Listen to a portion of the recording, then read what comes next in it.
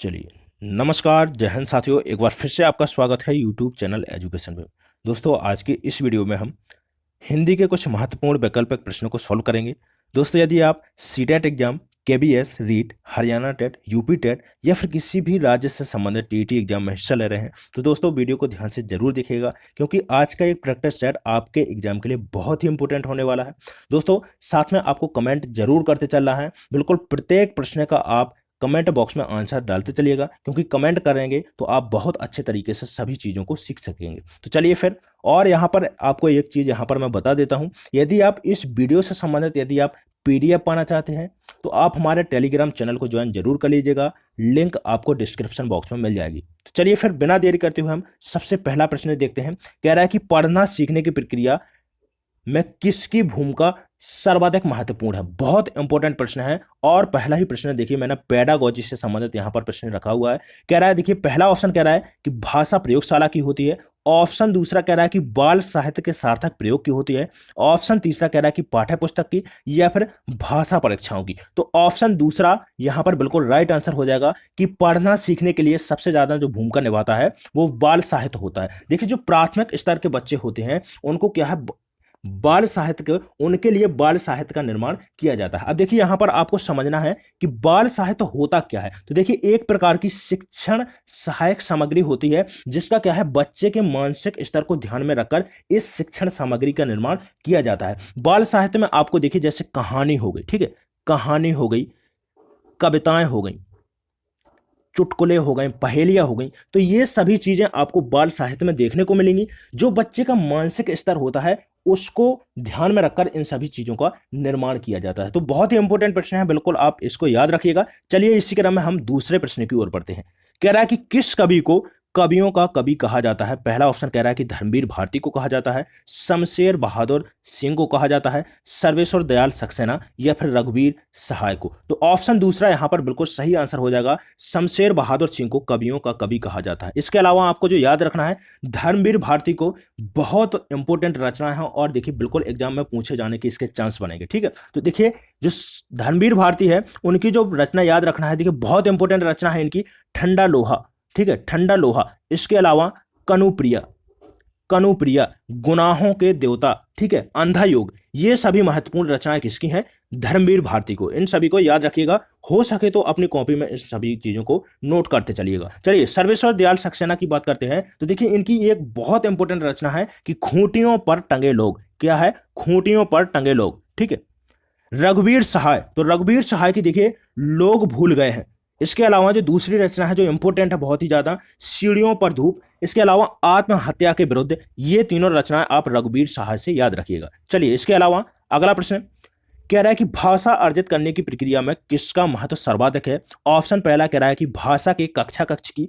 Option दूसरा कह रहा है कि भाषा प्रयोगशाला की। तीसरा कह रहा है कि पाठ्य पुस्तक की। और ऑप्शन चौथा कह रहा है कि समाज की। तो देखिए, ऑप्शन चौथा यहां पर सही आंसर हो जाएगा। देखिए, यदि आप सीडीपी की आपने यहां पर प्रैक्टिस सेट मेरे देखे हो तो वहां पर मैं आपको बार बार बताता हूं कि देखिए बाइगोस्की याद कीजिएगा।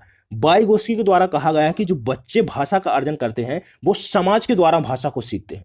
ठीक है, तो जो समाज है, समाज हो गया, परिवार हो गया, ठीक है, इसके क्या है, बच्चे भाषा अर्जित करने में ये बहुत ही महत्वपूर्ण भूमिका निभाता है। तो ऑप्शन यहां पर चौथा बिल्कुल सही आंसर हो जाएगा कि जो भाषा अर्जित करने की प्रक्रिया है वो सबसे ज्यादा महत्व कौन सा यहां पर योगदान देगा, समाज देगा। ठीक है, चलिए अगला प्रश्न कह रहा है कि नाक रगड़ना का अर्थ यहां पर आपको बताना है, बहुत इंपॉर्टेंट है। कह रहा है कि नाक रगड़ना मुहावरे का अर्थ क्या होगा। ऑप्शन पहला कह रहा है कि नाक में चोट लगना। दूसरा है इज्जत देना, दीनता पूर्वक प्रार्थना करना, या फिर चापलूसी करना। तो देखिए, ऑप्शन तीसरे के साथ में यहां पर बिल्कुल सही आंसर चला जाएगा कि दीनता पूर्वक प्रार्थना करना नाक रगड़ना मुहावरे का अर्थ हो जाएगा। अब देखिए, यहां पर मैं आपको वाक्य प्रयोग के माध्यम से बताता हूं। देखिए, जैसे पवन ने साहब के आगे बहुत नाक रगड़ी और मिन्नतें की, पर वो क्या है, माने नहीं। तो देखिए, यहां पर पवन है वो क्या है, साहब के आगे बहुत मिन्नतें कर रहा है, बहुत नाक रगड़ रहा है, मतलब दीनता पूर्वक बिल्कुल साहब से प्रार्थना कर रहा है कि वो उसकी बात मान ले। मान लीजिए कोई बात मनवाना चाहता है पवन, तो यहां पर जो नाक रगड़ने का अर्थ होगा वो क्या हो जाएगा, दीनता पूर्वक प्रार्थना करना। चलिए, इसी क्रम में अगला प्रश्न बहुत इंपॉर्टेंट प्रश्न है, बिल्कुल आप समझते चलिएगा सभी प्रश्नों को और साथ में कमेंट करते चल रहे हैं आपको। चलिए, बिल्कुल कमेंट कीजिएगा सही आंसर क्या होगा इस प्रश्न का। कह रहा है कि एक समावेशी कक्षा में भाषा शिक्षक को किस बिंदु पर सबसे अधिक ध्यान देना चाहिए?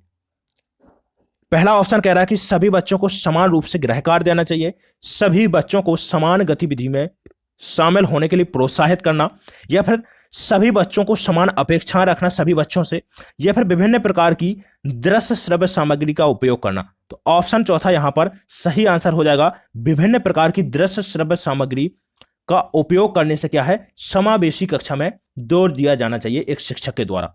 देखिए जो दृश्य श्रव्य सामग्री है, जैसे श्यामपट हो गया, टेलीविजन हो गया, मानचित्र हो गया, ग्लोब हो गया, ये सभी प्रकार की सामग्री क्या होती हैं, दृश्य श्रव्य सामग्री होती हैं, और इनका प्रयोग शिक्षण में बच्चे को क्या है, रुचि जगाने के लिए इन सभी सामग्रियों का उपयोग किया जाता है। अब देखिए यहां पर एक बहुत ही इंपॉर्टेंट यहां पर शब्द दिया गया है, समावेशी कक्षा। समावेशी कक्षा आपके एग्जाम में देखिए बहुत इंपॉर्टेंट, यहां से निश्चित रूप से आपके एग्जाम में 2 से 3 प्रश्न है, क्योंकि देखिए आपके एग्जाम में पेडागोजी से संबंधित भर भर के प्रश्न पूछे जाएंगे। सीटेट एग्जाम में पेडागोजी देखिए बहुत ही ज्यादा पूछी जाती है, तो पेडागोजी जहां पर पूछी जाएगी वहां पर बिल्कुल देखिए समावेशी शिक्षा से संबंधित बहुत ज्यादा प्रश्न बनेंगे, तो बिल्कुल आप इसको समझिएगा। देखिए समावेशी कक्षा होती क्या है, तो देखिए जहां पर भी विशिष्ट बालकों हों और सामान्य बालकों को एक ही कक्ष में बैठाकर शिक्षा प्रदान की जाती है, उसको क्या बोलते हैं, समावेशी कक्षा बोलते हैं। अब देखिए जो सामान्य बालक हैं वो विशिष्ट बालक हैं, होते क्या है, जैसे विशिष्ट बालकों की श्रेणी में मान लीजिए जैसे पिछड़ा बालक हो गया, दृष्टिहीन बालक हो गया, जिनकी बुद्धि लब्धि कम है, मंद बुद्धि बालक हो गया, और जो इन सभी बालकों को जब सामान्य बालकों के साथ में जब शिक्षा दी जाती है तो इसे बोलते हैं समावेशी कक्षा। ठीक है ना, तो किसी प्रकार का देखिए जाति लिंग पर आधार पर इनका क्या है, भेदभाव किया जाएगा। सभी को क्या है, समावेशी कक्षा में शिक्षण के अवसर उपलब्ध कराए जाएंगे, समान अवसर। ठीक है, तो किसी भी के प्रति क्या है, भेदभाव नहीं किया जाएगा, तो इसी को क्या बोलते हैं, समावेशी कक्षा बोलते हैं। चलिए अगला प्रश्न है, चलिए बहुत इंपॉर्टेंट प्रश्न है, कह रहा है कि महावीर प्रसाद द्विवेदी ने आदिकाल को क्या संज्ञा दी है। कह रहा है कि क्या नाम से महावीर प्रसाद द्विवेदी के द्वारा आदिकाल को कहा, क्या नाम दिया गया है। कह रहा है कि चारण काल, आदिकाल, बीजोपन काल या फिर वीर काल। तो देखिए यहां पर पहले समझते हैं जो चारण काल है, तो डॉक्टर जॉर्ज ग्रियर्सन के द्वारा आदिकाल को चारण काल कहा गया है। आदिकाल को आदिकाल किसने कहा है, ठीक है, तो हजारी प्रसाद द्विवेदी के द्वारा आदिकाल को आदिकाल की संज्ञा दी गई है। बीजोपन काल की बात करते हैं तो देखिए महावीर प्रसाद द्विवेदी के द्वारा आदिकाल को बीजोपन काल कहा गया है। वीर काल की बात करते हैं तो विश्वनाथ प्रसाद मिश्र के द्वारा आदिकाल को वीर काल कहा गया है। तो यहां पर देखिए ऑप्शन तीसरे के साथ में यहां पर राइट आंसर चला जाएगा, जो महावीर प्रसाद द्विवेदी हैं उनके द्वारा आदिकाल को बीजोपन काल की संज्ञा दी गई है। तो यहां पर तीसरा ऑप्शन बिल्कुल राइट आंसर हो जाएगा। चलिए अगला प्रश्न है, कह रहा है कि उन्मूलन का विलोम क्या होगा। ऑप्शन पहला कह रहा है कि उत्थान होगा, उत्कर्ष, रोपण या फिर अवनति। तो देखिए उन्मूलन समझिएगा, बहुत इंपॉर्टेंट प्रश्न है, समझिएगा। उन्मूलन का अर्थ देखिए क्या होता है, जड़ से उखाड़ देना। क्या होता है, जड़ से उखाड़ देना। तो जब जड़ से उखाड़ देने का जो विलोम होगा वो क्या हो जाएगा, रोपण, लगाना। तो यहां पर तीसरा ऑप्शन सही आंसर हो जाएगा। इसके बाद देखिए उत्थान है, उत्थान का मतलब होता है उन्नति। तो देखिए उत्थान का जो विलोम होगा वो क्या हो जाएगा, पतन। कह रहे हैं ना पतन की ओर जा रहे हैं आप, ठीक है। उत्कर्ष की बात करते हैं तो उत्कर्ष का जो विलोम होगा वो होगा अपकर्ष, अवनति का होगा उन्नति। चलिए तो यहां पर देखिए तीसरा ऑप्शन बिल्कुल सही आंसर हो जाएगा कि उन्मूलन का विलोम क्या होगा, रोपण। चलिए अगला प्रश्न है, कह रहा है अति सूदो स्नेह का स्नेह, ठीक है, अति सूदो स्नेह का मार्ग या स्नेह का मार्ग। कह रहा है कि किसकी पंक्ति है, किसके द्वारा लिखित यह पंक्ति है, आलम के द्वारा, ठाकुर के द्वारा, बोधा या फिर घनानंद। तो देखिए घनानंद के द्वारा यह पंक्ति है। चलिए बहुत इंपॉर्टेंट प्रश्न है, बिल्कुल आप कमेंट जरूर करते चलिएगा सभी प्रश्नों का आंसर। चलिए कह रहा है कि भाषा में आकलन की प्रक्रिया किस प्रकार की होना चाहिए, किसके माध्यम से होना चाहिए। तो यहां पर पहला ऑप्शन है, कह रहा है कि पाठ के अंत में दिए गए अभ्यासों के माध्यम से होती है, सीखने सिखाने के दौरान भी चलती रहती है, केवल बच्चों का निष्पादन जानने के लिए आकलन की प्रक्रिया की जाती है भाषा में, या फिर केवल शिक्षक का निष्पादन जानने के लिए की जाती है। तो देखिए जो भाषा की कक्ष होती है उसमें आकलन की प्रक्रिया सीखने सिखाने या फिर जिसको बोल सकते हैं अध्ययन या अध्यापन के दौरान भी क्या होती है, चलती रहती है। तो यहां पर दूसरे के साथ में बिल्कुल राइट आंसर चला जाएगा, दूसरा ऑप्शन बिल्कुल यहां पर सही आंसर हो जाएगा। चलिए अगला प्रश्न है, कह रहा है कि इंद्रियों को जीतने के लिए एक शब्द बताना है आपको, क्या होगा?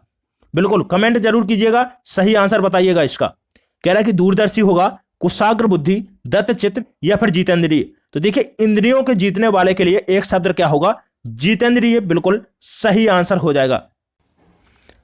चलिए देखिए बहुत इंपॉर्टेंट प्रश्न है। कह रहा है कि प्राथमिक स्तर पर भाषा शिक्षण का मूल उद्देश्य क्या होना चाहिए? कह रहा है कि बच्चे मानक भाषा का प्रयोग जल्दी सीख जाएं, या फिर बच्चे भाषा परीक्षा में सदैव अच्छे अंक लाएं, बच्चे विभिन्न स्थितियों में भाषा का प्रभावी प्रयोग कर सकें, या फिर बच्चे भाषा के व्याकरण को जान सकें। तो देखिए भाषा शिक्षण की जो प्राथमिक स्तर की कक्षा है उसका जो मुख्य उद्देश्य होना चाहिए, क्या होना चाहिए? कि बच्चे विभिन्न परिस्थितियों में भाषा का प्रयोग प्रभावी रूप से कर सकें। तो यहां पर देखिए ऑप्शन तीसरा बिल्कुल यहां पर सही आंसर हो जाएगा। चलिए अगला प्रश्न है।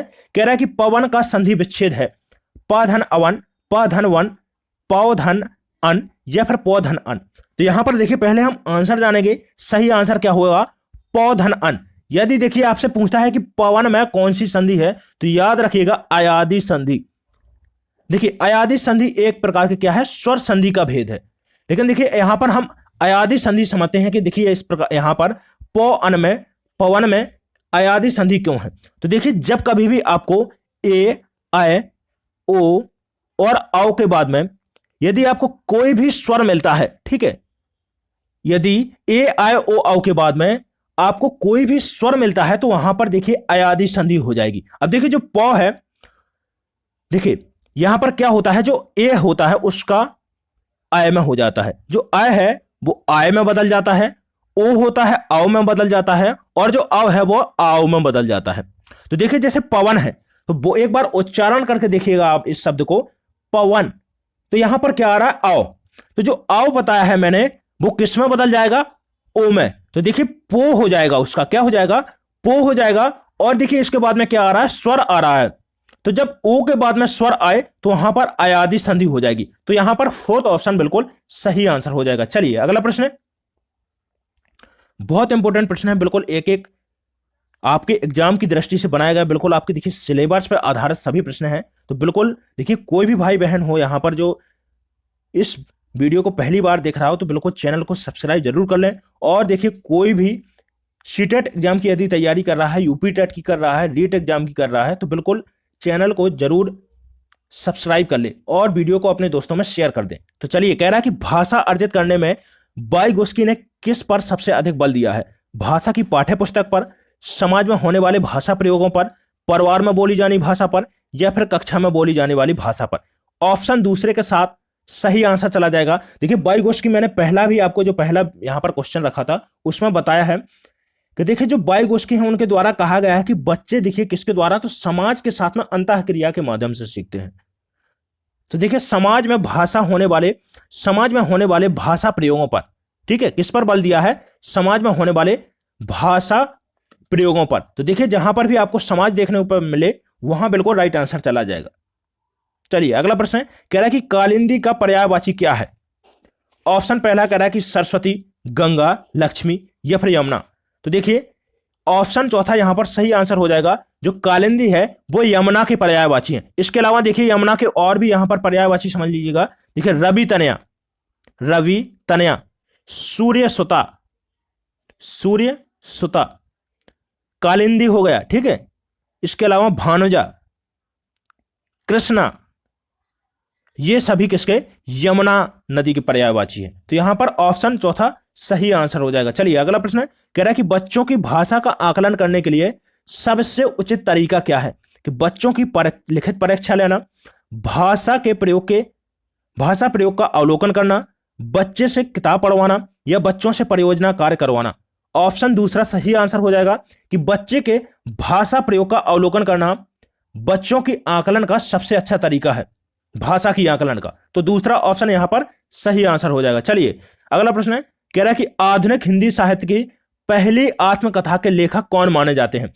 ऑप्शन पहला कह रहा है कि बाबू श्याम सुंदर दास, दूसरा कह रहा है देवेंद्र सत्यार्थी, ऑप्शन तीसरा है हरिवंश राय बच्चन, और ऑप्शन चौथा कह रहा है कि जयशंकर प्रसाद।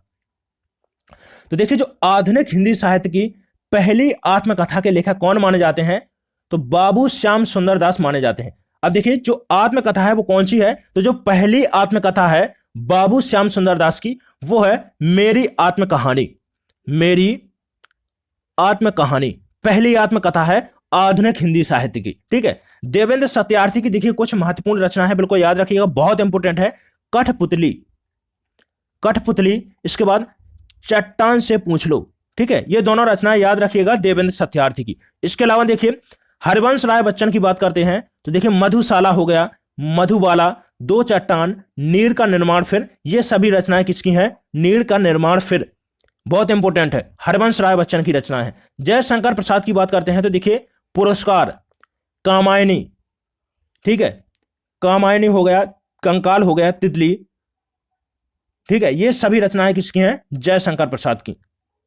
चलिए अगला प्रश्न है, कह रहा है कि कार्य के आरंभ में ही विघ्न पड़ना किस मुहावरे का अर्थ है, कि सिर पर मारना, सिर पर सेहरा बांध लेना, सिर मुड़ाते ही ओले पड़ना, या फिर सिर पर शैतान सवार होना।